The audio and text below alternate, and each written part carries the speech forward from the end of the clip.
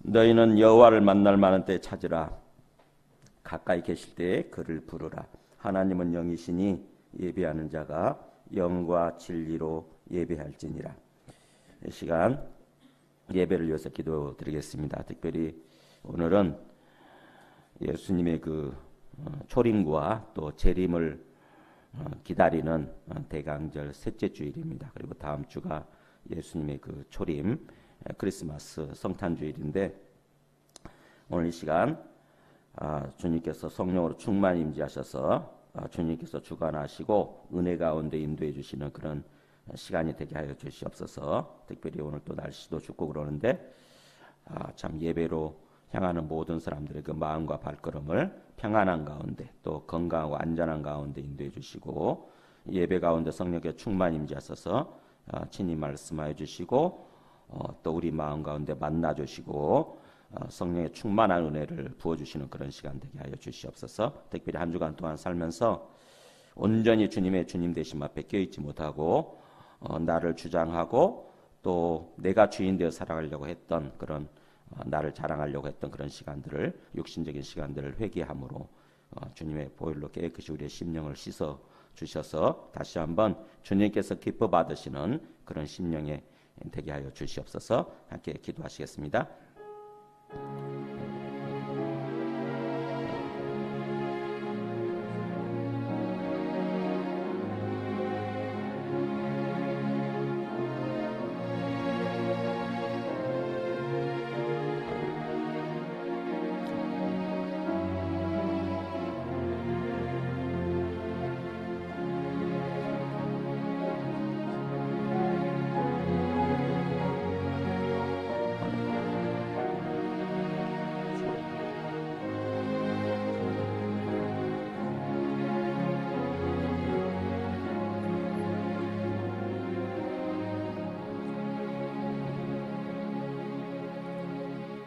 만일 우리가 우리 죄를 자백하면 그는 미쁘시고 의로우사 우리 죄를 사하시며 우리를 모든 불의에서 깨끗하게 하실 것이요, 살아계시고 거룩하신 주님, 오늘 또 거룩한 주일을 허락해 주셔서 주님 앞에 나와서 경배하며 예배드릴 수 있게 하시니 감사합니다.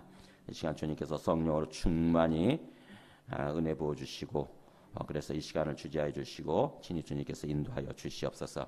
우리가 각 사람 심령 가운데 역사하셔서 친히 주님을 만나는 시간 되게 해주시고 우리 속에 내가 비워지고 오직 주님의 은혜로 충만히 채워지는 그런 시간 되게 하여 주시옵소서. 예수님의 이름으로 기도드립니다. 아멘. 아멘. 주를 찬양하나이다.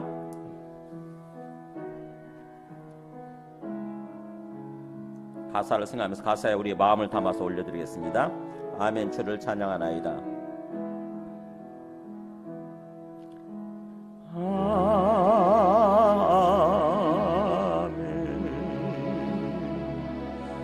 주를 찬양하나이다. 아멘. 아멘.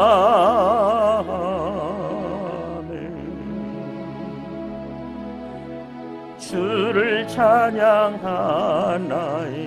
성령 예복시켜 주옵소서. 성령이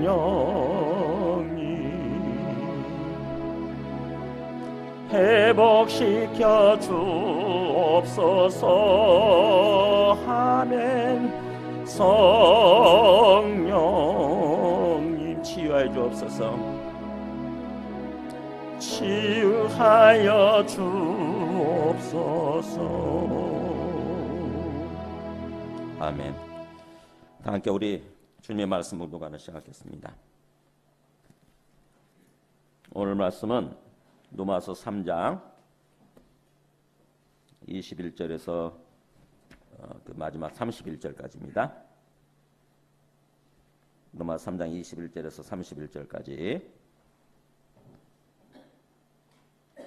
자, 여러분 앉으시고 교독하시겠습니다. 이제는 율법 외에 하나님의 한 의가 나타났으니 율법과 선지자들에게 증거를 받은 것이라. 곧 예수 그리스도를 믿음으로 말미암아 모든 믿는 자에게 미치는 하나님의 의인이 차별이 없느니라. 모든 사람이 죄를 범하였음에 하나님의 영광에 이르지 못하더니 그리스도 예수 안에 있는 속량으로 말미암아 하나님의 은혜로 값없이 의롭다 하심을 얻은 자 되었느니라.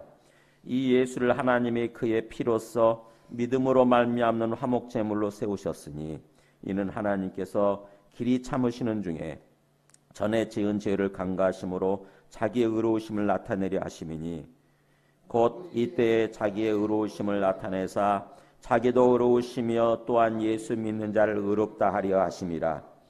그런즉 자랑할 때가 어디냐? 있을 수가 없느니라. 무슨 법으로냐? 행위로냐? 아니라 오직 믿음의 법으로니라. 그러므로 사람이 의롭다 하심을 얻는 것은 율법의 행위에 있지 않고 믿음으로 되는 줄 우리가 인정하노라. 하나님은 다만 유대인의 하나님이시냐? 또한 이방인의 하나님은 아니시냐? 진실로 이방인의 하나님도 되시느니라. 할례자도 믿음으로 말미암아 또한 무할례자도 믿음으로 말미암아 의롭다 하실 하나님은 한 분이시니라. 같이 읽습니다. 그런즉 우리가 믿음으로 말미암아 율법을 파기하느냐? 그럴 수 없느니라. 도리어 율법을 굳게 세우느니라. 아멘. 앉으시겠습니다. 첫 번째 그림을 한번 보여줘 보실래요? 30년 전에 돌아가신 삼성 이병철 회장이에요. 87년도에 돌아가셨는데 이분이 2년 동안 이렇게 폐암을 앓았다고 그래요. 그랬다가 어떻게 보면 죽음을 2개월 정도 이렇게 앞두고 갑자기 어떤 신부님한테 질문을 보냈어요. 그게 어떤 질문이냐면 그 다음에 한번 보여줘 보실래요? 지금 사실은 잠깐 보여줘 보세요. 이게 24개 항목으로 되어 있는 질문인데 뭐라고 썼냐면은 이 신부님한테 보내는 거다 보니까는 즉 하느님의 존재를 어떻게 증명할 수 있나? 하나님이 살아계신다고 하는 것을 어떻게 증명할 수 있나? 하나님은 신은 왜 자신의 존재를 똑똑히 드러내 보이지 않는가? 굉장히 의미 있죠. 그죠? 하나님의 존재를 어떻게 증명할 수 있는가? 하나님이 살아계신다고 한다면 왜 하나님은 내가 여기 있다라고 이렇게 마치 산신령처럼 뿅 하고 이렇게 나타나가지고 보여주면 될 텐데 왜 그렇게 하지 않는가? 이 첫 번째 질문이에요. 기가 막힌 질문이죠. 그죠? 아마 자기가 죽을 날이 가까이 오고 있기 때문에 이런 어떤 영혼에 관한 질문, 영생에 관한 질문을 하지 않았나 싶어요. 어떻게 보면 어떤 직감적으로, 본능적으로 그 영혼이 하나님을 찾는 거죠. 그죠? 그 영혼 사람은 그렇게 돼 있어요. 사람은 죽음을 앞에 두게 되면은 이 세상이 보이겠어요? 이제 이 세상 곧 떠날 판인데, 그죠? 이 세상에 있는 것도 아무것도 안 보이는 거 죽음을 앞에 두고 있으면은 그렇게 소중히 여겨지고 그거 아니면 못 살 것 같았던 것들 있잖아요. 이 세상에서. 돈이든지 우리의 뭐 자식이든지 명예든지 그런 거 아무 권력이든지 그런 거 다 하나도 생각이 안 되고 하나님 그리고 영원한 세상이 있다고 한다면 그 영원한 세상 이런 거에 대한 어떤 그런 궁금증이 생기고 그 다음에 그걸 찾게 되는 거죠. 지금 첫 번째 질문은 그거예요. 하나님의 존재에 대해서. 두 번째 질문, 하나님은 우주 만물의 창조주라는데 무엇으로 증명할 수 있는가? 그러니까 하나님이 계신다고 한다면 이 모든 우주 만물을 다 지었다고 하는데 그래서 그분이 주인이라는데 그죠? 주인이라는데 그걸 뭘로 어떻게 증명할 수 있느냐 하는 거예요. 뭘로 어떻게 증명할 수 있느냐? 기가 막힌 질문이에요. 이것도 어떻게 이런 생각을 할까? 그러니까는 이병철 회장이 밑에 사람한테 불러주고 밑에 사람이 그걸 이렇게 다 기록을 해가지고 비서가 기록을 했겠죠. 비서가 메모를 하고 그 다음에 옆에 필경사한테 넘겨주니까 필경사가 이렇게 펜글씨로 또박또박 써가지고 이병철 회장의 그 확인을 받고 신부님한테 이렇게 넘겨준 것입니다. 그 다음에 세 번째 질문은 생물학자들은 인간도 오랜 진화 과정의 산물이라고 하는데 하나님의 인간 창조와 하나님의 인간 창조가 어떻게 되는가? 인간이나 생물도 진화의 산물 아닌가? 그러니까 진화론과 이제 그 갈등이 일어나는 거죠.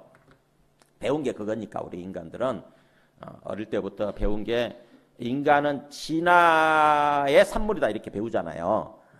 우리 인간은 뭐에 우리 조상이 누구라고요? 네? 진화론에 따르면 원숭이요, 원숭이. 원숭이 보고 절대로 놀리면 안 됩니다. 진화론을 믿는 사람들은 뭐예요? 아이고 조상님 안녕하셨어요 하고 오랜만에 찾아뵙게 돼서 죄송합니다 하고 와서 인사를 꼬박 절해야 돼. 절. 우리 조상한테 가서 묘에 가서 절하잖아요. 그러니까 원숭이한테 가서 절을 그렇게 해야 되는 거죠. 진화론을 믿는다고 한다면 원숭이가 우리의 조상이시니까. 또 원숭이의 조상은 뭔 줄 아세요? 원숭이의 조상은 그 전 이렇게 쭉 뭐죠? 그 어떤 쭉쭉쭉쭉 내려가면은 나중에는 물고기가 조상이고 물고기도 또 내려가면 뭐냐면은 단세포 어떤 그 어떤 곤충이라고 할 수 있는 저기 동물이라고 할 수 있는 아메바가 조상이에요. 또 아메바보다 더 조상은 뭐냐? 무기물질. 즉 다시 말하면 어떤 그 돌 가루로 만들어져 있는 어떤 돌 반죽 같은 거 있잖아요. 돌 반죽. 이게 조상인 거예요. 여기서부터 우연히 생명체가 생겨나고 그 다음에 거기서부터 아메바 같은 게 단세포 동물이 생겨나고 그 다음에 물고기가 생겨나고 또 진화해가지고 원숭이가 생겨나 포유류 원숭이가 생겨나고 그 다음에 우리 인간이 생겨났다 인간이 됐다 이렇게 믿는 게 진화론이거든요. 그렇게 우리가 학교에서 그렇게 배워요. 근데 이분도 그게 궁금한 거죠. 이 보니까는 우리 자신이 알고 있는 진화론하고 그 성경에 나와 있는 하나님이 모든 걸 창조했다라고 하는 이 창조론하고 충돌이 일어나니까 지금 마지막에 어떻게 보면은 이 세상을 이제 떠날 때를 앞두고 어떤 게 맞는가 이렇게 생각하는 거죠. 만약에 진짜 영원한 세상이 있고 하나님이 계신다고 한다면은 진화론은 틀린 거잖아요. 진화론은 틀린 거니까 지금 심각한 아주 정말 심각한 질문을 하는 것입니다. 이게 지금 세 가지만 제가 보여드렸는데 이런 식으로 해서 24개의 질문을 써가지고 보낸 거예요. 질문 하나하나가 이 온 세상을 떠받치는 아주 무거운 질문들이에요. 굉장히 심각한 질문들인 거죠. 여러분 같으면 어떻게 대답하겠어요? 여기에 대해서 지금 이병철 회장이 여러분을 만나가지고 이제 죽음을 앞두고 질문한다고 한다면 뭐라고 대답하시겠어요? 이 질문 받고 이제 약속을 잡았어요. 신부님이 만나기로. 근데 갑자기 병이 악화되면서 못 만나고 그냥 그대로 죽었어요. 이병철 회장은 2개월 만에. 결국 복음을 듣지 못하고 그 영원한 세상으로 간 거죠. 그러면은 우리 성경대로 본다면 어디로 간 거예요? 이병철 회장은?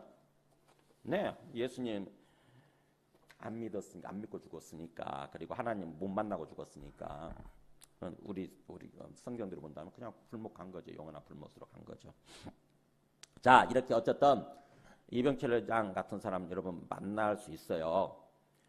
특히 우리가 병원 같은 데 가서 전도하다 보면은요 그런 사람들 부지기수로 만나요. 이제 죽음을 앞두고 있는 사람들 정말 많이 만납니다. 저는 그런 사람 많이 만났어요. 자, 그런 사람들 만났을 때 마지막이다. 이게 마지막 기회다. 그리고 하나님이 나에게 마지막으로 이 사람을 붙여주셨다라고 이렇게 생각이 든다고 한다면은 내가 어떻게 이 사람한테 진짜 하나님이 살아계시고 하나님이 창조주이시고 만물의 주인이시고 진화론 틀렸고 이런 거에 대해서 어떻게 설명할 수 있겠냐고요. 어떻게. 우리 그 영상으로 되어 있는 거, 고 이병철 회장 그거 한번 좀 보여줘 보실래요? 영상으로 되어 있는 거. 글로만 되어 있어서 제가 말로 설명해 드릴게요. 자, 이분이 질문을 합니다.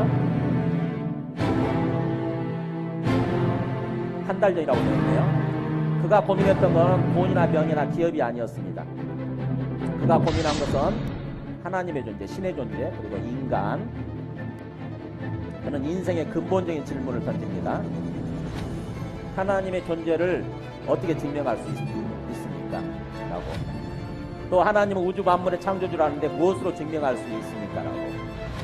또 예수는 우리의 죄를 대신 속죄하게 죽었다는데 우리의 죄란 무엇인가? 라고. 죄가 무엇인가? 성경은 어떻게 만들어졌는가? 성경이 하나님의 말씀이라는 것을 어떻게 증명할 수 있나? 인간이 죽은 후 천국이나 지옥으로 간다는 것을 어떻게 믿을 수 있나?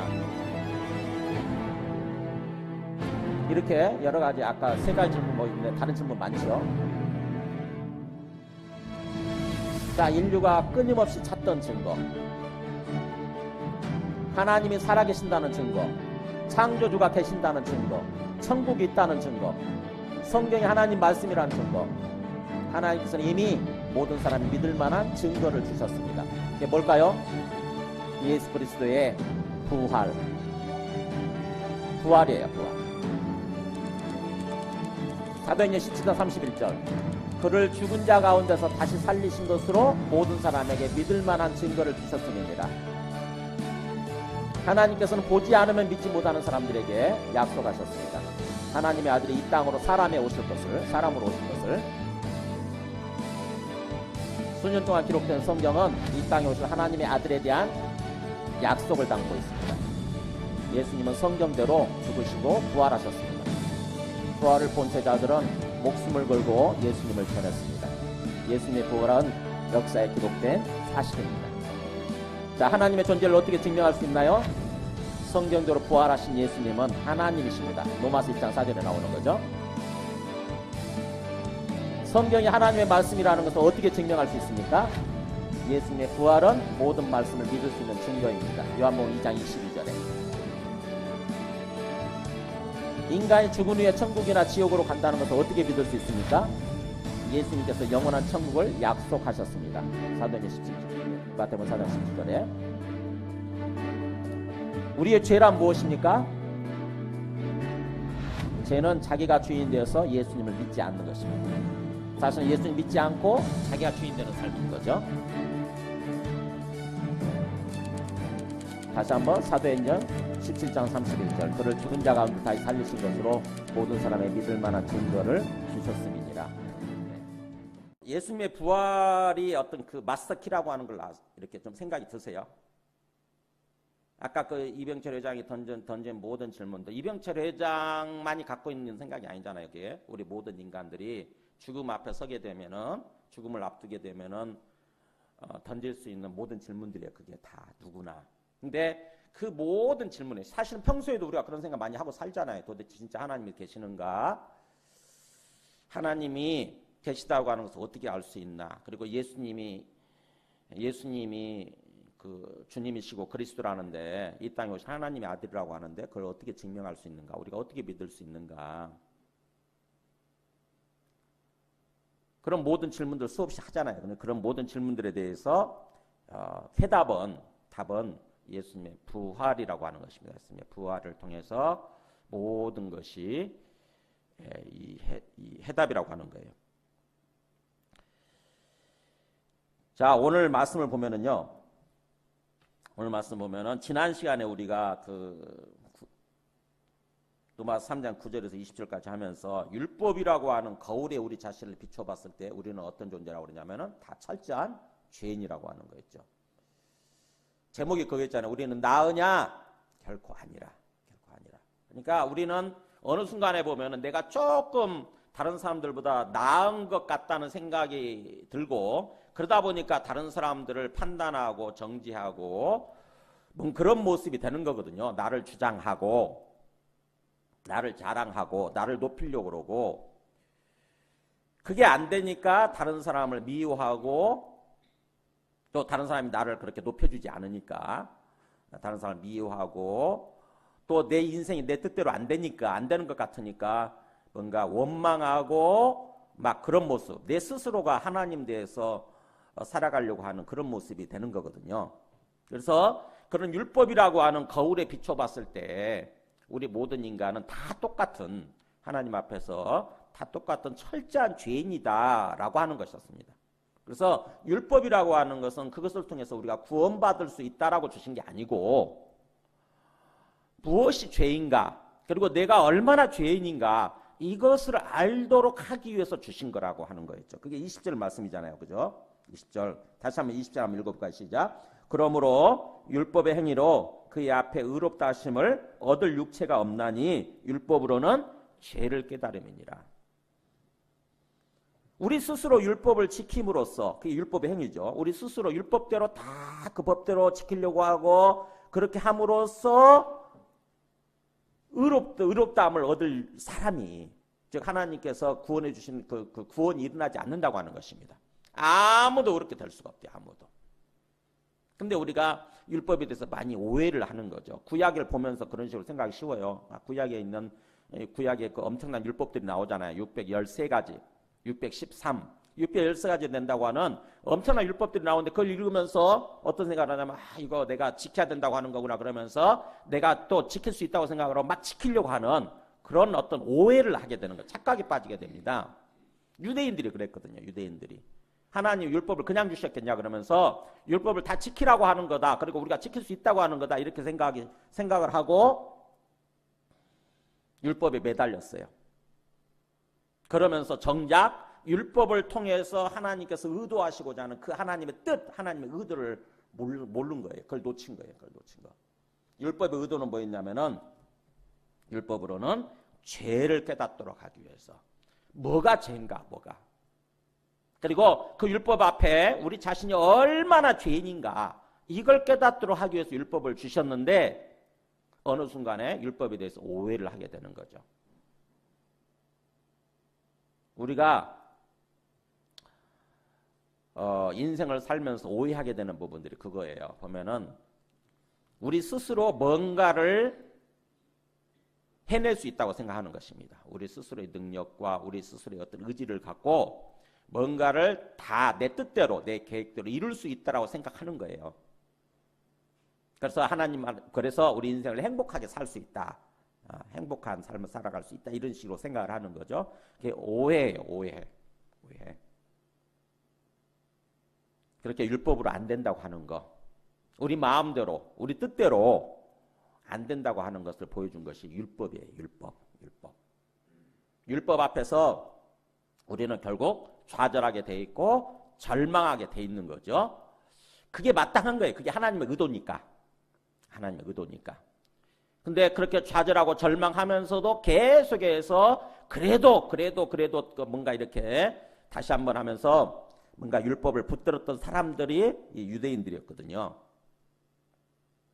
근데 율법이 궁극적으로 지향하고자 하는 것은 우리 힘으로는 안 된다고 하는 것을 이렇게 벽에 부딪히게 만들고 결국에는 하나님 살려주세요. 하나님 나 좀 구해주세요라고 하나님을 향해서 뭔가 SOS죠. 하나님 나를 살려주세요. 나를 구해주세요라고 하나님을 향해서 막 외치도록 만드는 그게 하나님의 의도예요. 하나님의 의도.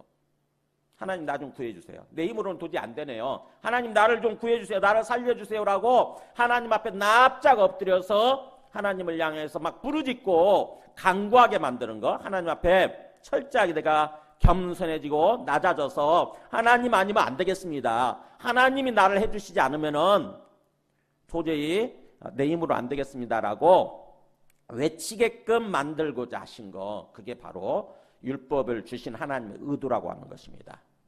그래서 율법을 통해서 그렇게 우리가 철저한 죄인이라고 하는 것을 깨닫게 한 다음에 그 다음에 이제 22절 1절에 나오죠. 이제는 율법 외에 이렇게 나오잖아요. 율법 외에 율법이 아닌 그런 뜻이에요. 이제는 율법이 아닌 하나님의 하나님의 의가 나타났으니 곧 그것은 율법이 아니라고 해서 율법이 부정하는 그런 것이 아니라 율법과 선지자들, 구약의 선지자들, 구약을 쓴 사람들이 다 선지자들이잖아요. 그래서 율법과 선지자들 통해서 율법과 구약의 말씀을 통해서 이미 증명된 증거를 받은 거 그런 의라고 하는 거죠. 그거라고 하는 그게 바로 뭐냐? 곧 22절. 곧 예수 그리스도를 믿음으로 말미암아 모든 믿는 자에게 미치는 하나님의 의. 그러니까 하나님의 궁극적인 의도가 여기서 드러나는 거죠.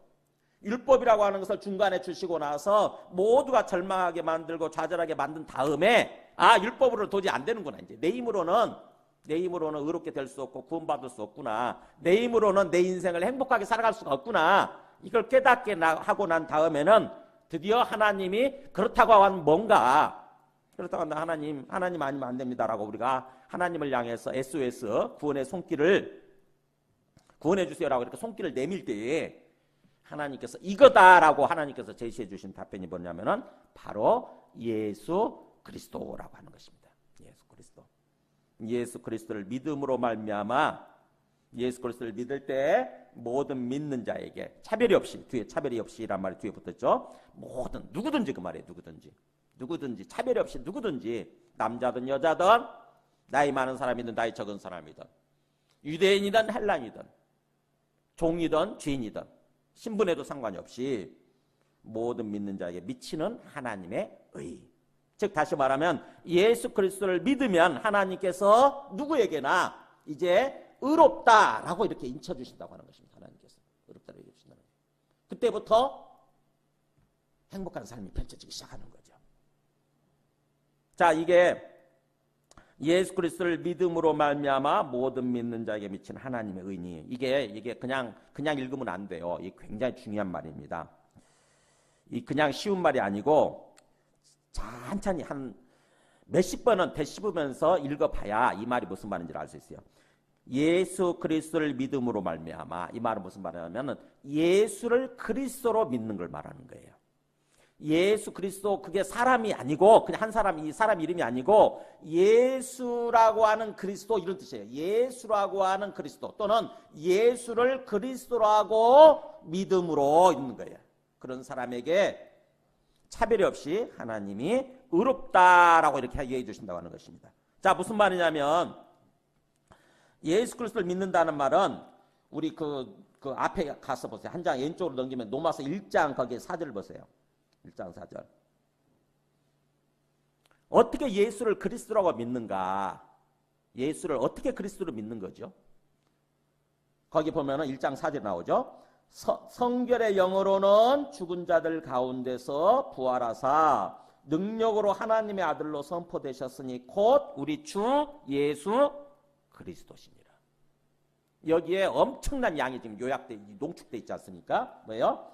이 다윗의 후손으로, 거기 3절에 나와 있는 것처럼 다윗의 혈통, 다윗의 후손으로 오신 예수라고 하는 존재, 사람이었죠. 그냥 사람일 뿐이었어요. 예수라고 하는 어떤 사람일 뿐이었는데, 그래서 사람들이 몰랐어요. 사도들도, 옆에서 3년 동안 따라다닌 사도들도 예수를, 그분을 그냥 그 이상으로는 몰랐어요. 그냥 다윗의 혈통으로 오신 분이시다, 훌륭한 납비이신가 보다, 이 정도로 알았지. 그분을 감히 이 땅에 오신 하나님의 아들로, 그래서 주와 그리스도로서 안다고 하는 것은 불가능했어요. 근데 뭐예요? 죽은 자들 가운데서 부활하심으로써, 죽은 자들 가운데서 부활하심으로써 유일무이한 사건이 펼쳐진 거죠. 세상에서, 이 세상에서 있었던 일 중에 가장 놀라운 사건이에요. 죽은 자들 가운데서 부활함. 죽은 자들은 수많은, 지금까지 죽은 사람들이 다 모든 죽은 자들이죠. 그 가운데서 유일하게 부활하심으로써 그 능력으로, 부활의 능력으로 비로소 예수는 하나님의 아들로 인정되고 선포되기 시작한 거예요. 사도들이 그때서 눈을 뜬 거예요. 부활하신 예수님을 만나고 나서 하나님의 아들이셨구나, 이분이. 이 땅에 오시기로 돼 있었던 하나님의 아들이시구나. 이사야에 나오잖아. 이사야에 예언 말씀 있었잖아요. 그러면서 그분이 이제 부활하시고 그 다음에 하늘에 오르시고, 그래서 하나님 우편에 앉으시고, 시편 110편 1절 말씀이 성취되는 것을 보면서 비로소 예수님을 향해서 이제 주와 그리스도 이렇게 붙이기 시작한 거예요. 그래서 합치면 주 예수 그리스도 이렇게 되는 것입니다. 예수님은 주님이 되시고 그리스도가 되신다. 그러니까 예수님을 향해서 주님이란 말을 붙인다거나 그리스도란 말을 붙일 때는 뭐예요?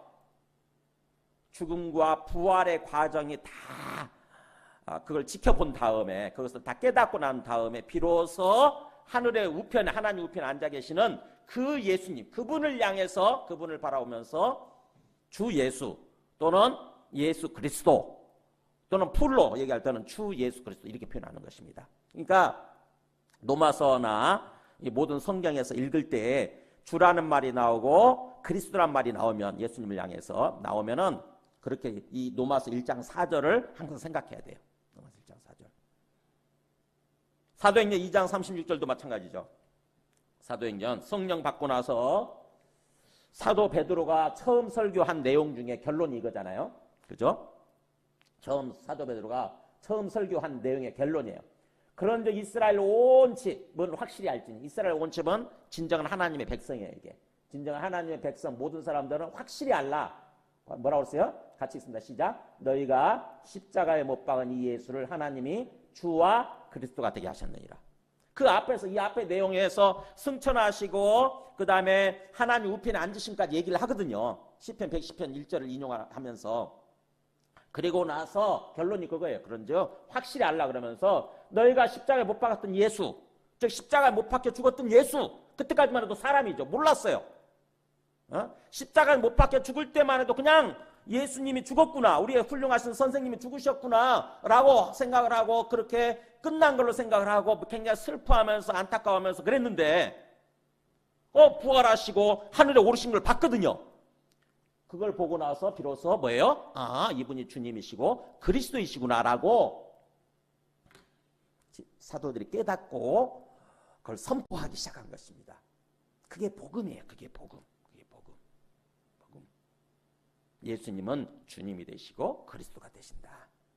하나님이 부활을 통해서 그렇게 보여주셨다. 증명해 주셨다는 거예요. 그러니까 다시 우리 본문으로 돌아와서 22절에 곧 예수 그리스도를, 즉 예수라고 하는 그리스도 또는 예수를 그리스도로 믿을 때 그 믿음을 통해서 그 믿음으로 말미암아 모든 믿는 자에게 차별 없이 누구에게든지 하나님께서 의롭다라고 이제 인쳐주시는 그런 거라고 하는 거죠. 그거를 좀 더 부연 설명을 합니다. 23절 24절에 보세요. 모든 사람이 죄를 범하였음에 하나님의 영광에 이르지 못하더니, 그러니까 아까 율법을 통해서 우리 모든 인간이 철저한 죄인이라고 하는 거 알았잖아요. 그죠? 모든 사람이 죄인이에요. 다 우리도 죄인입니다. 기본적으로. 이제 우리는 예수 믿는 사람들은 용서받은 죄인인 거죠. 일종의 용서받은 죄인. 모든 사람이 죄로 말미암아 하나님 앞에 죄예요. 죄인이어서 하나님의 영광, 즉 하나님의 어떤 그 빛, 영광이 빛이니까 하나님의 빛에 이르지 못하더니, 그러니까 빛 가운데 계시는 하나님 또는 빛으로 계시는 하나님 앞에 우리가 이르지 못했다. 원래는 뭐예요? 죄를 범하지 않았으면 하나님의 영광에 이르러서 우리가 하나님과 함께 살아가는 그런 삶이 되어져야 되는 거죠. 그게 하나님의 원래 의도니까. 우리를 창조하신 하나님의 의도예요. 빛 대신 하나님과 함께 더불어 살아가는 거. 그게 하나님의 목적이고 의도였거든요. 근데 우리가 죄를 범함으로 말미암아 하나님을 거부해버림으로 말미암아, 그래서 하나님을 거부하고 이 땅에서 여러 가지 죄들을 짓기 시작하는 거죠. 실제로 우리 뿌리가 잘못되다 보면은 구체적인 어떤 그런 죄를 짓기 시작하는 거죠. 우리의 영혼의 뿌리가 잘못되다 보니까 뭐 도둑질, 살인, 간음 이런 어떤 죄들을 짓기 시작하는 거예요. 그래서 그렇게 죄를 범함으로 말미암아 결국 하나님의 영광에 이르지 못하고, 그래서 하나님과 함께 살아가지 못하고 그랬는데 뭐라고 써요? 거기 24절에 그리스도 예수 안에 있는 속량으로 말미암아. 자 보세요. 여기는 뒤집었죠? 예수 그리스도가 아니고 그리스도 예수. 뭐예요? 그리스도 되시는 예수 안에 있는 속량, 이렇게 되는 거죠. 그리스도 되시는 예수. 예수를 향해서 그리스도라고 표현할 때는 뭐라고요? 아까 죽음과 부활을 통해서, 특히 부활을 통해서 비로소 예수가 그리스도 된다라고 하는 거죠. 그래서 그렇게 그리스도 되시는 예수님 안에 있는 속량이라는 말이 천민으로 떨어진 사람을 양반으로 바꿔준다, 다시 회복시켜준다는 의미라고 그랬죠. 옛날 조선시대처럼. 즉 죄로 말미암아 뭐예요? 양반이었는데 우리가 원래 하나님의 백성이고 하나님의 자녀이었는데 천민으로, 죄인으로 떨어진 거예요. 근데 그거를 다시 속이란 말이 대신 갚아주신다, 회복시켜주신다, 이런 뜻이에요. 속량으로 말미암아 결국 우리가 하나님의 은혜로, 우리는 한 게 없잖아요. 우리는 한 게 없이 오직 하나님께서 일방적으로 자기 아들을 보내셔서 죽게 하시고 부활시키심으로, 그래서 바로 그리스도 예수를 통해서, 그러니까 하나님의 은혜로, 그리고 값없이 이렇게 되는 거죠. 우리가 값을 치른 적이 없어요. 우리가 엄청난 돈을 낸 것도 아니고, 그죠? 우리가 뭔가 한 게 없어. 근데 오직 일방적인 하나님의 은혜를 통해서 우리가 값없이 의롭다 하심을 얻은 자 되었느니라. 바로 앞에 있는 설명을 다시 부연 설명하는 것입니다. 이게 복음이에요, 이게 복음. 자, 그거를 조금 더 한 번 더 설명을 합니다. 25절, 26절. 좀 더 길게, 좀 더 부연 설명해요. 보세요. 이 예수, 인간 예수였죠. 이 예수를 하나님이 그의 피로써 믿음으로 말미암는 화목제물로 세우셨으니. 뭐예요? 자, 예수가 십자가의 죽으심과 부활을 통해서, 특히 부활을 통해서 이 땅에 오신 주와 그리스도라고 하는 것을 알게 해주신 거죠. 근데 그분이 뭐예요? 주와 그리스도라는 사실을 알았는데, 예수님이 주님과 그리스도라는 사실을 알았는데 다시 뒤집어서 이제 거꾸로 거슬러 올라가 보니까 예수님이 십자가에서 죽으셨단 말이죠. 죽으셨어요. 아니, 하나님의 아들이시고 주님이시고 그리스도이시면 안 죽어야 될 것 같은데 죽을 수도 없잖아요. 어떻게 하나님이 죽습니까? 근데 죽으셨단 말이죠.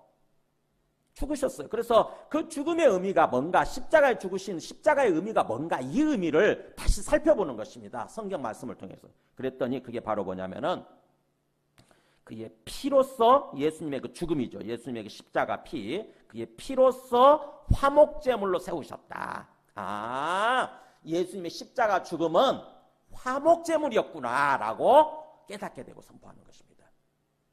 화목제물, 무슨 말이냐면 하나님과 우리와의 관계를 회복시켜주는, 하나님과 우리 관계를 화목하게 만드는 제물이었어요. 제물. 예수님의 죽음은. 우리가 죄를 짓고 하나님과 원수된 관계에 있었는데, 원수된 관계로 떨어져 버렸는데, 하나님이 자기 아들 예수님을 보내심으로써 십자가에서 죽게 하시고 피를 흘리게 하심으로써 그 피를 가지고 우리의 죄를, 피는 생명을 의미하는 거니까, 즉 우리 대신 죽게 만든 거죠. 우리와의 관계를 회복시켜 주시는 그런 화목제물로 세우셨다고 하는 것입니다. 이게 십자가의 의미예요. 그래서 이는 하나님께서 길이 참으시는 중에, 하나님이 오래오래, 길이 오래오래 그러잖아요. 영원히 하나님이 오래오래 우리의 죄에 대해서 참으시다가 전에 지은 죄, 지금까지 지은 모든 죄를 간과하심으로, 간과한다는 말은 눈 감아준다는 뜻인데 심판을 보류하시는 거예요. 심판을 계속 유보하신 상태에 있었던 것입니다. 곧바로 우리를 심판하신 게 아니고 심판을 유보하신 상태에 있다가 뭐예요? 전해진을 간과하심으로 자기의 의로우심을 나타내려 하심이니.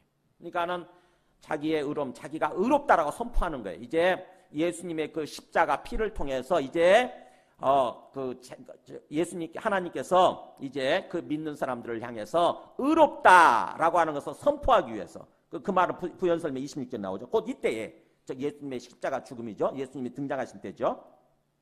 예수님이 등장하실 때 자기의 의로우심을 나타내서 자기도 의로우시며 또한 예수 믿는 자를 의롭다 하리 하십니다. 이게 자기의 의로움을 나타낸다는 뜻이 이거예요. 자기도 의롭고 예수 믿는 자도 의롭다라고 선포한다고 하는 거죠. 무슨 말이냐면 의롭다라고 하는 얘기는 죄가 없다 이런 뜻이잖아요. 죄가 없다는 뜻인데 그 말은 무슨 말이냐면은 하나님께서 원래 지으신 대로 창조하신 그 상태 그대로다. 그대로 회복되었다. 또는 하나님께서 원래 원하시는 그런 어떤 그 하나님과 우리의 관계다라고 얘기를 하신다고 하는 거죠. 그 상태로 다시 들어가게 된다고 하는 거예요. 그러니까 하나님께서 의롭다라고 선포하신다고 하는 것은 바로 뭐냐면 이제 하나님과 우리의 관계가 회복되어져서 하나님과 더불어 살아갈 수 있게 됐다라고 하는 그런 의미인 것입니다. 하나님과 함께 더불어 이제 원래대로, 하나님의 원래 의도대로 하나님과 더불어 함께 살아가는 그런 삶이 시작됐다 이런 뜻이에요. 이게. 그래서 우리가 예수 그리스도를 믿는다고 그랬을 때에, 예수 그리스도에 접근할 때 오늘 말씀 보면은 굉장히 중요한 그 속에 의미가 암시되어 있어요. 담겨 있어요. 뭐냐면은 어떻게 하냐면 먼저 이 지금 노마서가 어떻게 접근한가 보세요. 아까 그 노마서 1장 4절에서 부활을 통해서 그랬잖아요. 부활을 통해서 예수님이 누구신가, 주와 그리스도가 되신다, 하나님의 아들이시다라고 하는 것을 먼저 선포하고, 그게 복음이라는 거죠. 하나님의 아들이 이 땅에 오셨다. 그게 기쁜 소식이에요. 그리고 나서 그 다음에 접근하는 게 뭐냐면은 그렇다고 한다면 그분이 왜 죽으셨는가, 예수님이 십자가의 의미가 무엇인가를 그 다음에 접근한다고 하는 것입니다. 우리가 이 부분이 굉장히 중요해요. 우리가 자칫하게 되면은, 그동안 저도 그랬어요. 이거를 정말 몰랐어요. 정말 몰랐어요. 저는 다른 사람들한테 그렇게 복음을 전하고 전도하면서도 그냥 무조건 예수님의 십자가만 그렇게 표현을 했고 찾았어요. 예수님 십자가, 부활, 다짜고짜 부활은 염두에 두긴 했지만, 마음속에 있었지만 부활에 대해서 한 번도 깊이 있게 생각해 본 적이 없고 전해 본 적이 없어요. 순서가, 사도들은 그렇게 안 전했는데 우리는 이상하게 그렇게 들었고 그렇게 전하기 시작했더라고. 그냥 부활이라고 하는 것은 뒤에 살짝 붙이거나 아예 말을 않거나 이래버렸어요. 그래서 예수님이 누구시라고 하는 것을 먼저 말했어야 되는데 예수님이 이 땅에 오신 하나님의 아들이시고 주님과 그리스도가 되신다. 근데 그분이 십자가에서 죽으셨다. 뭐 때문에? 우리 죄 때문에. 그래서 예수님의 예수님을 믿게 되면 예수님을 주와 그리스도로 믿는 거고 그분의 그 십자가의 죽음 때문에 십자가의 피를 통해서 우리의 죄가 용서되어지고 깨끗해지고 우리가 하나님과의 관계가 회복되는 것입니다. 그래서 이제 하나님과 함께 더불어 살아갈 수 있게 되는 것입니다. 그게 구원입니다 라고 얘기를 했어야 되는데 그렇게 전하지 않은 거예요. 그냥 내 식대로 믿고 내 식대로 전한 것입니다. 그러니까 온전한 복음이 아닌 거고 온전한 믿음이 아닌 거죠. 그래서 예수님을 믿는다고 그러면서도 엉터리같이 생각하고 엉터리같이 삶을 사는 거예요. 그런 현상이 일어난 거예요. 근데 오늘 말씀을 보게 되면은 이 짧은 구절이지만 엄청난 의미가 속에 이렇게 담겨 있는 거죠. 고린도전서 2장 2절 보실래요? 사도 바울이 이 고린도 교회 사람들 향해서 뭐라고 얘기하는가 보세요. 내가 너희 중에서 예수 그리스도와 그가 십자가에 못 박히신 것 외에는 아무것도 알지 아니하기로 작정하였습니다. 자, 이 무슨 말이에요? 내가 너희들 가운데서 예수 그리스도와 그가 십자가에 못 박히신 것 외에는 아무것도 알지 아니하기로 작정하였습니다. 자, 여기에 한 가지 내용이에요, 두 가지 내용이에요. 예수 그리스도와 그가 십자가에 못 박히신 것. 저는 이게 한 가지로 읽었었어요, 옛날에. 그냥 다짜고짜 예수님 십자가네 이렇게만 읽었어요. 예수님의 십자가만 강조하는 거구나. 예수님의 십자가 외에는 아무것도 알지 아니기로 작정했다. 이 말이구나 이렇게 생각을 했어요. 근데 잘 보세요. 예수 그리스도와 그 다음에 그가 십자가에 못 박히신 것 외에는 두 가지잖아요. 두 가지. 예수 그리스도와 그 말은 예수가 그리스도라는 사실과 이런 뜻이잖아요. 그죠? 예수가 그리스도라는 사실과 그 다음에 그런데 그가 십자가에 못 박히신 것 이렇게 된 것입니다. 그러니까 앞에 뭐예요? 예수가 그리스도란 말은 뭘 통해서 확정이 되는 거예요? 부활이에요. 부활. 부활을 통해서 예수가 주가 되시고 그리스도란 사실과 그런데 그분이 뭐예요? 주님이 신분이 그리스도의 신분이 이 땅에 오셔서 십자가에서 죽으신 거 그거예요. 이 두 가지. 근데 우리 생각이 강하면 우리 생각에 사로잡혀 있으면은 사도 바울이 말씀하고자 하는 이 사도들이 말씀하고자 하는 그걸 놓치는 거예요. 우리 생각이 가득하니까. 그래서 복음을 얘기하면서 예수님의 부활부터 얘기하면은요 이상하게 보는 거예요. 아, 복음은 그냥 십자가죠. 왜 자꾸 부활을 얘기합니까? 이런 식으로 말하는 사람도 있다니까요. 이 무식한 사람들이 있어요. 심지어는 신학자들 중에도 그리고 목회자들 중에도. 그냥 복음은 예수님의 십자가지. 무슨 부활이 필요합니까? 그러면 십자가라고 하는 것은 하나의 사형에 불과한데, 그죠? 사형 제도에 불과한데, 예수님이 죽을 때만 해도 두 강도가 옆에 있었고, 그리고 그 전까지 십자가에 못 박혀 죽은 사람들이 얼마나 되겠냐고요. 수만 명일 거 아닙니까? 그죠? 수만 명. 국가를 향해서 큰 죄를 지으면, 반역죄나 이런 큰 죄를 지게 되면은 십자가 못 박아 다 죽였으니까, 사형시켰으니까. 어떻게 십자가 자체가 복음이냐고요. 그잖아요. 십자가 자체가 복음이 아니고 예수 그리스도의 십자가가 복음인 거예요. 그리스도의 십자가야만 복음인 거야. 예수가 그리스도이시고 그분이 십자가에서 죽으신 거 그게 복음인 거예요. 그러니까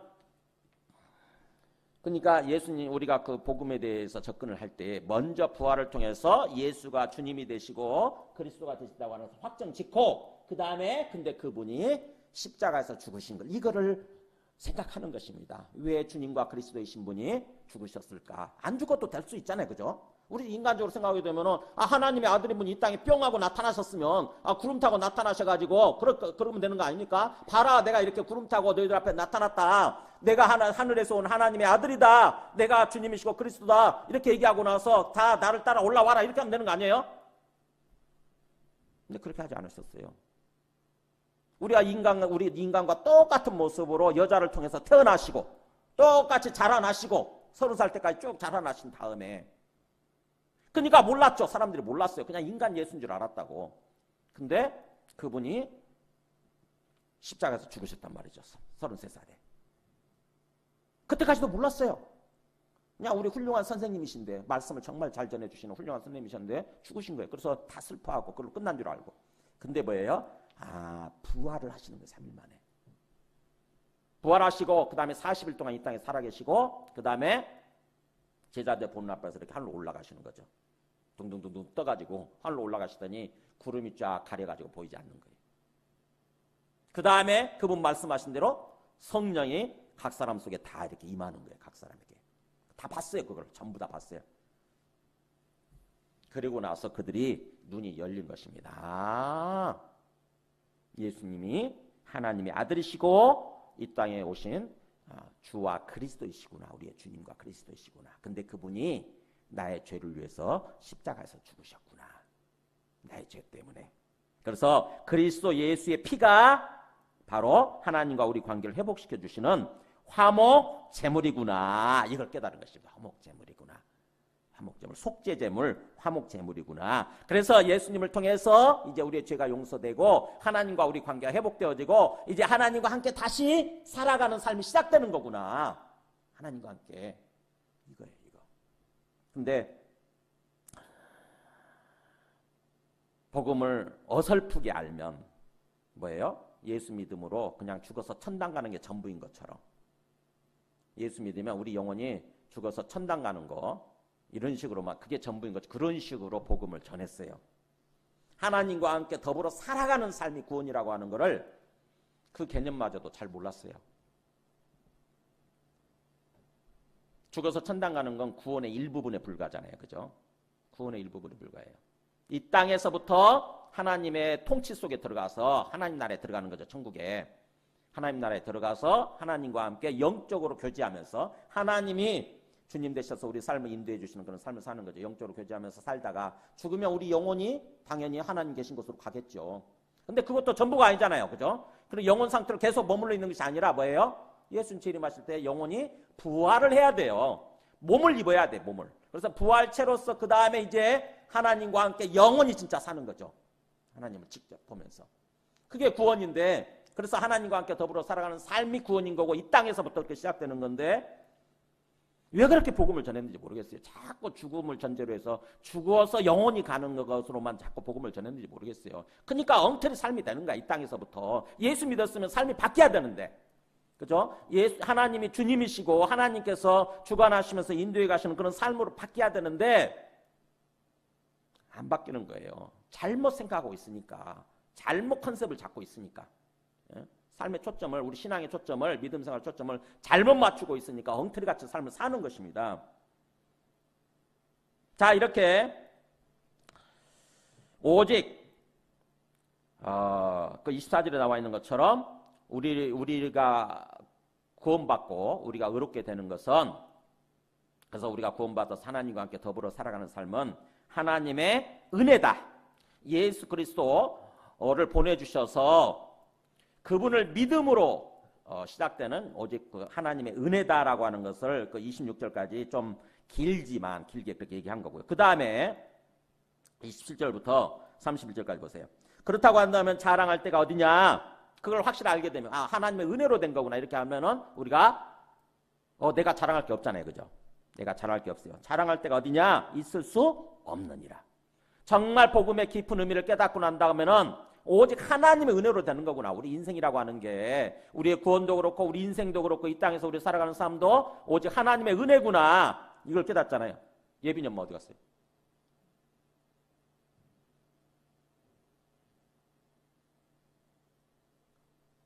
빨리 오시라고 그랬어요.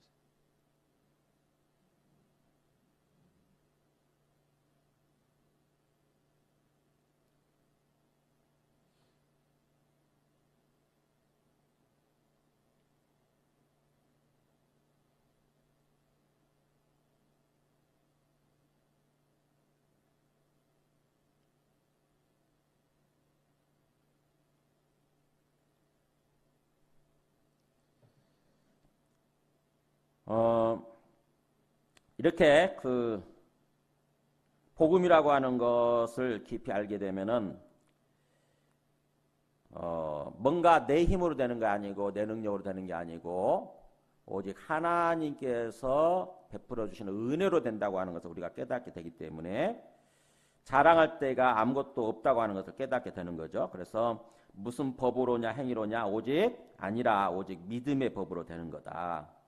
그러니까는 오직 하나님의 은혜고 그 다음에 그것을 우리는 믿을 뿐인 거죠. 그죠? 믿을 뿐이에요.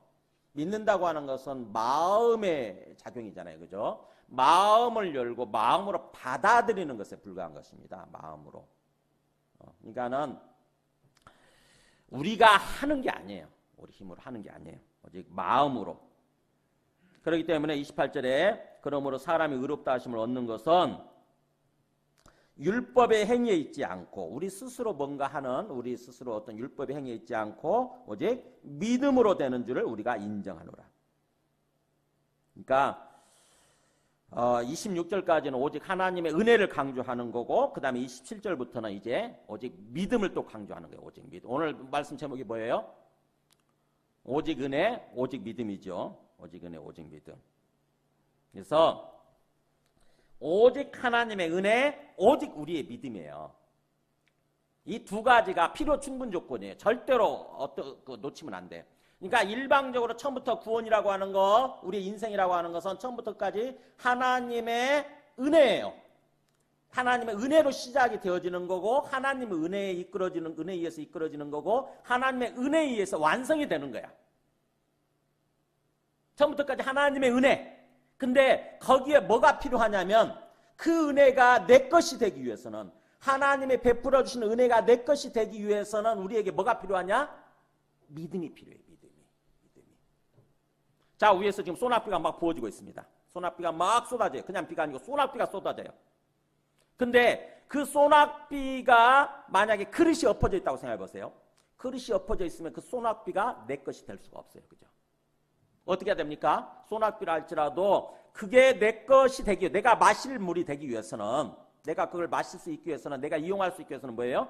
그릇을 그 소낙비를 내리는 하늘을 향해서 펼쳐놔야 돼요. 그릇을 엎어놓는 게 아니라 그릇을 펼쳐놔야 돼요. 그래야 물이 담기는 거죠.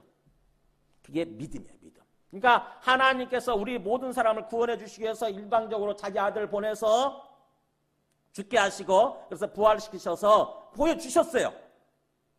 이제 하나님이 우리를 구원해 줄 수 있는 그 길을 보여주신 거죠. 은혜를 부어주신 거죠. 은혜를 이렇게 부어주셨어요. 근데 뭐예요?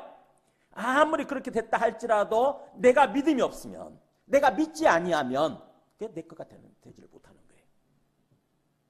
그래서 오직 하나님의 은혜 그 다음에 오직 우리의 믿음 그걸 통해서 필요 충분 조건이 되는 것입니다. 그것이 29절 30절 보면은 누구에게나 해당된다고 하는 거죠. 하나님은 다만 오직 유대인의 하나님뿐이신가? 이방인의 하나님은 아니시냐? 아니라는 거죠. 진실로 이방인의 하나님도 되시느니라. 그러니까 하나님은 그렇게 예수 그리스도를 통해서 우리가 믿을 때에 우리를 구원해 주시는 그래서 하나님과의 삶이 시작되는 그것은 뭐예요? 그렇게 해주신 하나님은 유대인의 하나님도 되시고 이방인의 하나님도 되시고 모든 사람의 하나님이시라고 하는 거죠. 30절 할례 그 관점에서 얘기하면은 그렇게 할례자도 믿음으로 말미암고 또 무할례자 우리 이방인들도 믿음으로 말미암아서 그렇게 믿을 때에 비로소 하나님께서 의롭다 하시고 구원해 주시고 그렇게 해주실 하나님은 유일한 여호와 하나님 한 분이시라고 하는 것입니다. 이 세상에 진짜 진짜 하나님은 한 분뿐이신 거예요. 여호와 하나님. 그렇게 함으로써 31절에 그랬죠. 우리가 믿음으로 말미암아 율법을 파지하는가? 그러면 우리가 그렇게 믿었을 때에 율법이 마치 아까 그렇게 그런 느낌을 받거든요. 마치 율법은 필요 없고 그래 율법은 무가치한 거고 예수님만 믿으면 된다고 그러니까 그러면은 그렇게 하면은 율법 그동안 어떤 그 구약의 율법이라고 하는 것은 다 폐기되어지고 없어질 것 같은 없애도 그렇게 될 것 같은 그런 생각이 들죠. 근데 그렇지 않다고 하는 것입니다. 믿음으로 말미암아 율법을 파기하느냐? 그렇지 않고 그럴 수 없느니라. 뭐요? 믿음을 통해서 율법을 완전하게 굳게 세우게 되느니라. 무슨 말이냐면 예수 그리스도를 믿고 그 믿음을 따라갔더니 예수님을 주님으로 믿고 따라갔더니 뭐예요? 율법이 자연스럽게 내 삶을 통해서 완전해지는 거예요. 실천이 되는 것입니다. 그전에는 내가 그렇게 율법을 지키고 싶어도 율법대로 살고 싶어도 안 됐잖아요. 우리는 거기서 절망할 수밖에 없고 좌절할 수밖에 없었는데 뭐예요? 예수님을 믿었더니 예수님을 믿고 예수님만을 따라갔더니 내 삶을 보니까 길을 보니까 율법이 지켜지고 있는 거예요. 내가 도둑질하지 않고 있고 내가 간음하지 않고 있고 내가 살인하지 않고 있는 거예요. 신기하게 하나하나 율법들이 완전하게 세워지는 거예요. 그게 놀라운 일이 벌어지는 거죠. 놀라운 일. 그래서 예수님이 마태복음 5장 17절에 나오잖아요. 내가 율법이나 선지자를 폐하러 온 줄로 생각하지 마라.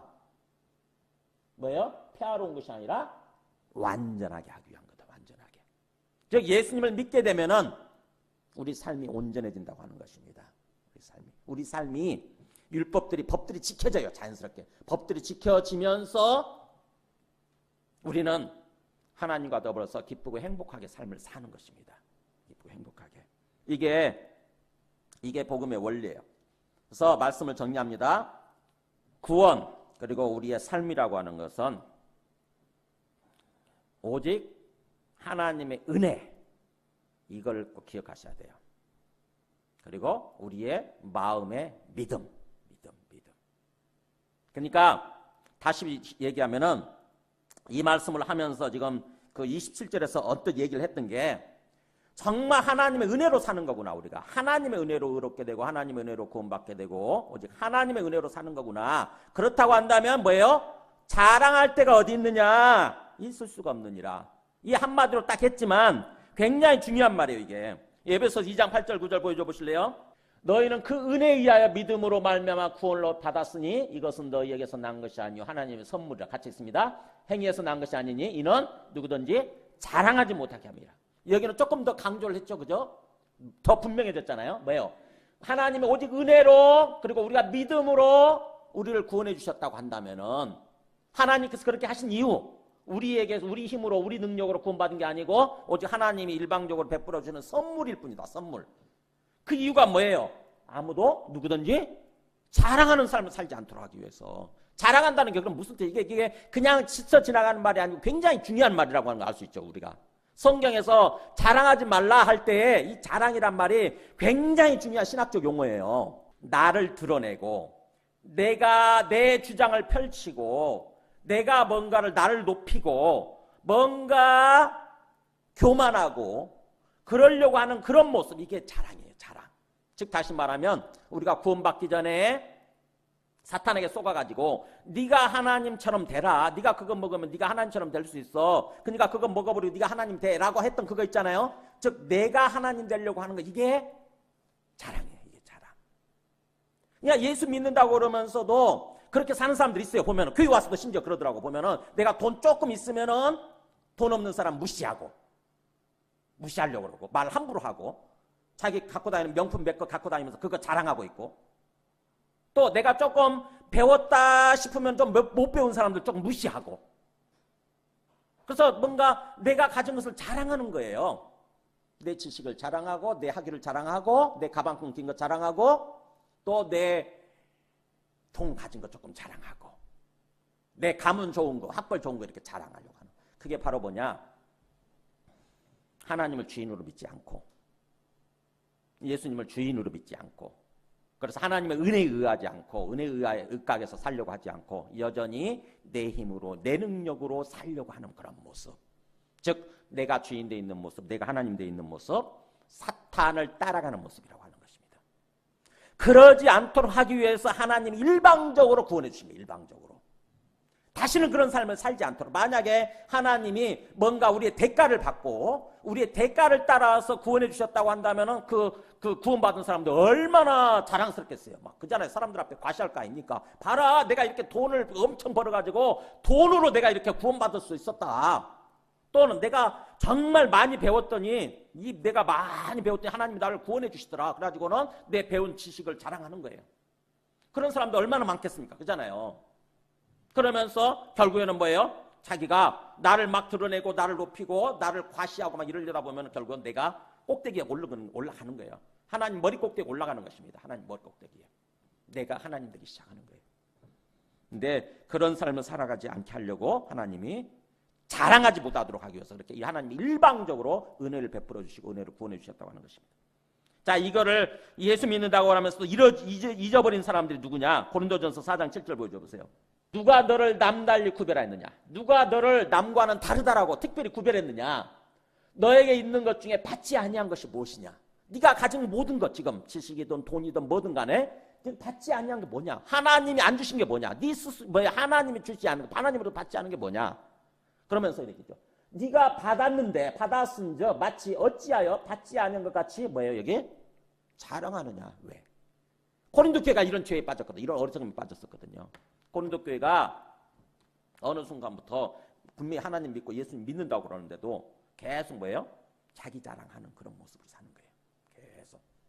그러다 보니까 뭐예요? 그 교회가 파벌 싸움을 하기 시작하고 갈라져 버린 것입니다. 나는 베드로파, 나는 바울파, 나는 아볼로파 그러면서 내가 주장하는 게 최고인 거예요. 그래서 나는 베드로파인데 저 사람들은 나를 안 따르네. 우리가 아니네. 우리 파가 아니네. 그러니까 뭐예요? 그 사람들 무시하고 이렇게 하는 거예요. 그러면서 교회가 갈라지기 시작하는 것입니다. 그 작은 교회가 초대교회 때 얼마나 컸겠어요. 그러면 작은 교회인데 네 파로 갈라졌어요. 네 파로. 그러니까 오늘날 한국 교회도 왜 서로 파로 갈려져가 서로 분파 싸움을 하고 왜 싸우냐? 서로 장로파, 목사님파, 원로 목사님파, 담임 목사님파 왜 그런 식으로 싸우냐? 왜요? 바로 자랑하는 모습이에요. 자기 자랑하는 모습. 왜요? 하나님의 은혜를 모르는 거예요.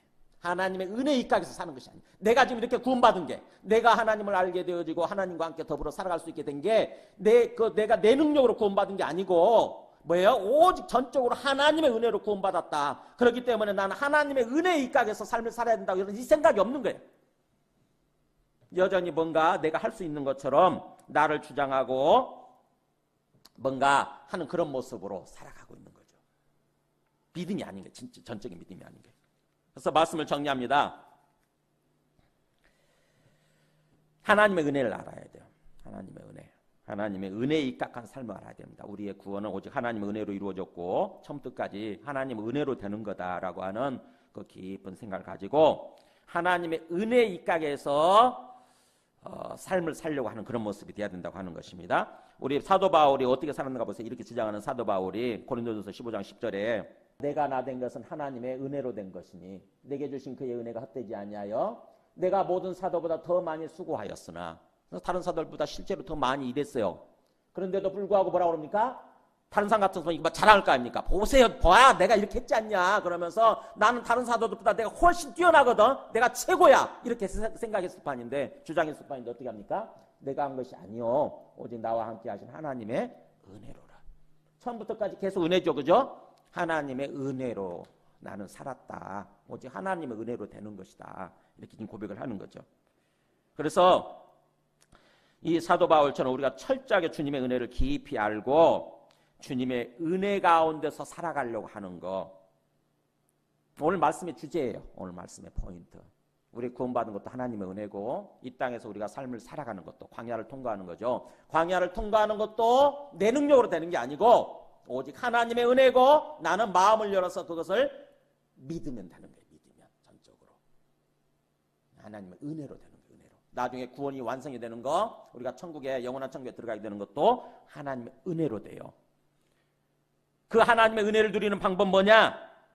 마지막 말씀 로마서 1장 7절. 아니 그 디모데서 두 가지 봐야 될 거야. 디모데서 1장 13절. 우리 주의 은혜가 그리스도 예수 안에 있는 믿음과 사랑과 함께 넘치도록 풍성하였도다. 사도 바울 얘기해요. 내가 전에는 비방자요 박해자요 폭행자였으나 도리어 긍휼을 입은 것은 내가 믿지 아니할 때 알지 못하고 행하였습니다. 전에는 내가 비방자였고 박해자였고 폭행자였기 때문에 사실은 내가 하나님의 은혜를 받지 못하고 긍휼을 받지 못하고 심판받아 마땅한 존재인 거죠. 그죠? 근데도 불구하고 하나님이 일방적으로 그런 사도 바울을 받아주시고 용서해 주시고 품어주시고 뿐만 아니라 사도로 세워주신 거죠.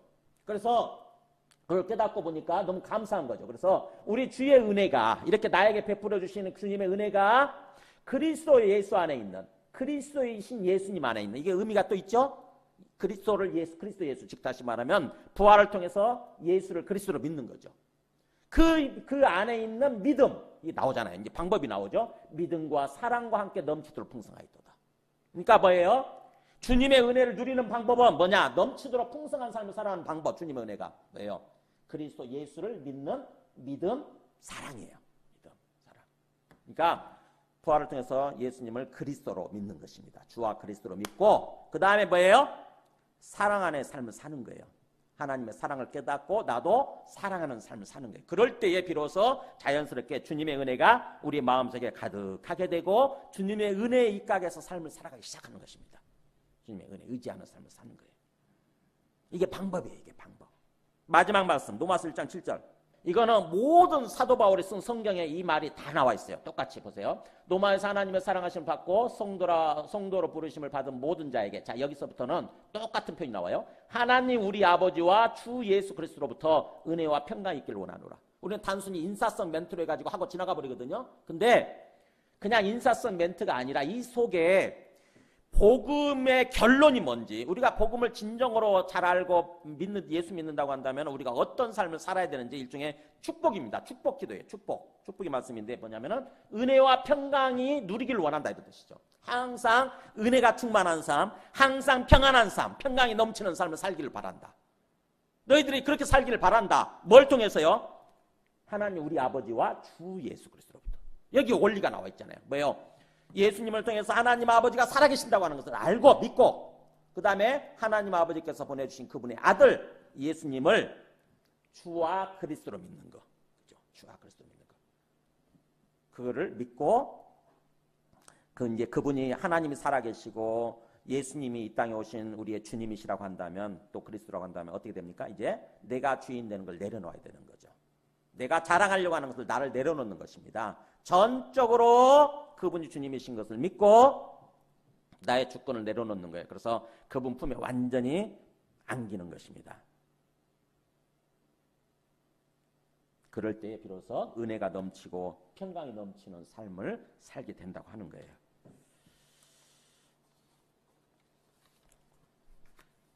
시간이 많이 좀 지났지만 그래도 마지막 거기 문기정 한번 보여줘 보실래요? 문기정.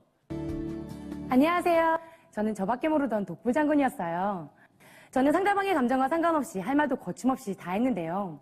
단체 생활을 할 때 취침 시간이 조금이라도 늦어진다 싶으면 빨리빨리 정리하고 잡시다! 라고 거침없이 이야기했고, 음식점에서도 예외는 아니었어요.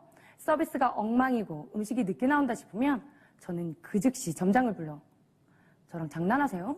언제 시키는데 음식이 지금 나와요? 라며 따져묻기 일쑤였어요. 그러던 어느 날 저는 예수님의 부활이 실제 사건이라는 사실에 머리가 하얘지면서 망치로 머리를 한 대 얻어맞은 것처럼 정말 큰 충격을 받았어요.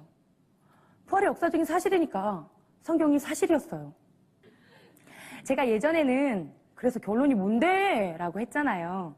그런데 예수님을 주인으로 믿는 교회 지체들과 함께 웃고 함께 울며 무엇을 하든지 함께 생활하면서 마음과 마음을 나누는 것이 무엇인지 알게 되니 제가 상대방의 이야기에 귀 기울이는 사람이 되어 있었어요.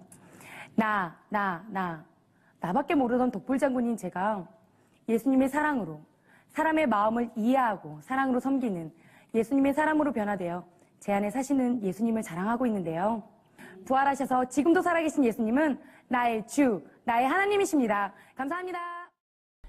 정말 그 교만하고 자기가 똑똑한 척하고 싫잖아요, 그런 사람들. 근데 저런 사람도 진짜 그 예수님을 알고 예수님을 믿고 주님으로 믿고 이제 하나님의 은혜 가운데서 살아가는 그런 삶이 되는 거죠. 주변 사람들이 보이기 시작하고 그들의 말에 귀를 기울이기 시작하고.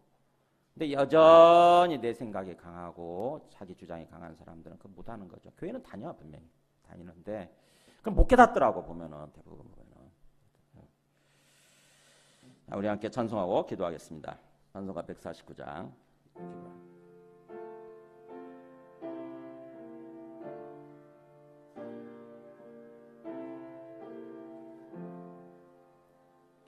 주 달려 주 그의 십자가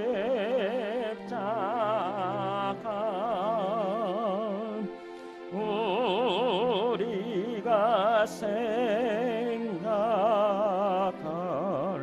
때에 세상에 속한 욕심은 헛된 줄 알고 버리니 주신 말씀 행하면서 기도하겠습니다. 정말 주님의 그 은혜, 예수 그리스도 안에, 그리스도 대신 예수님 안에 있는 그 주님의 은혜를 우리가 알고 진정으로 믿고, 그래서 주님의 은혜에 입각한 그런 삶을 살아가기를 원합니다. 나를 주장하지 않고 나를 자랑하지 않고 더 이상 오직 주님만을 자랑하면서 주님의 은혜에 푹 젖어서 주님의 은혜에 또 충만해서 살아가는 건 우리의 심령, 우리의 삶이 되게 하여 주옵소서. 함께 기도하시겠습니다. 하나님 아버지, 감사합니다. 예수 그리스도 안에 있는, 그리스도 대신 예수님 안에 있는 하나님의 은혜, 그 은혜에 대해서 우리가 전적으로 알고 오직 우리의 구원이, 우리의 삶이 주님의 은혜에 의해서 이루어지고 주님의 은혜에 의해서 하나님 아버지 된다고 하는 것을 깨닫고 더 이상 나를 주장하지 아니하고 나를 자랑하지 아니하고 오직 주님의 은혜에 입각해서 살아가는 그런 우리 모두가 되게 하여 주시옵소서. 우리 안에 모든 교만한 마음, 나를 주장하고 나를 자랑하려고 하는 모든 교만한 마음들이 다 비워지고 낮아져서 오직 주님만을 주장하면서 주님만을 자랑하면서 겸손한 심령으로 항상 감사하는 가운데서 걸어가는 그런 우리의 심령의 삶이 되게 하여 주시옵소서. 예수님의 이름으로 기도드립니다. 2절부터 하시면서 본안시겠습니다. 주신 구주 밖에는 자랑을 말게 하소서.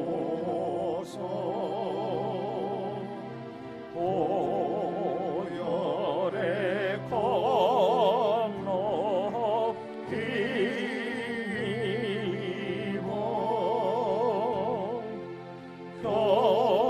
교만한 마음을 버리네.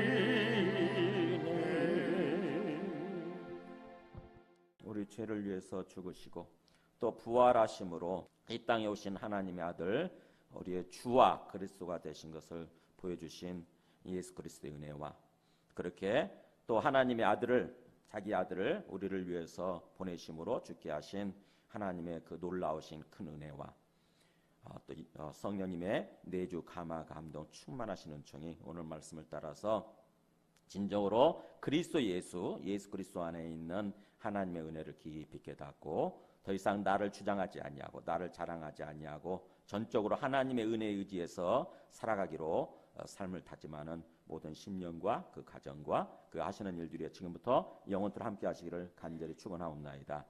아멘.